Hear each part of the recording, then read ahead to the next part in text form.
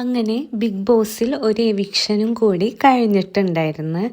ആര്യനാണ് big ബോസിൽ നിന്ന് എവിക്റ്റായി പോയത്.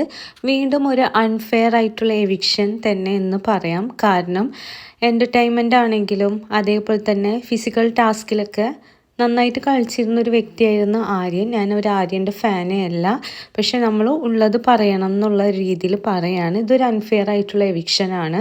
സാബുമാനെ പോലുള്ള കണ്ടസ്റ്റൻസിനെ അവിടെ നിർത്തിയിട്ട് നന്നായിട്ട് കളിക്കാൻ അറിയുന്ന ആളുകളെ എവിക്റ്റ് ആക്കുന്നത് തുടർന്നു പോയോണ്ടിരിക്കുന്ന ഒരു സംഭവമാണ്. ഇപ്രാവശ്യത്തെ ബിഗ് ബോസിലാണ് ഇത് കൂടുതലായിട്ട് കണ്ടുവരുന്നത്.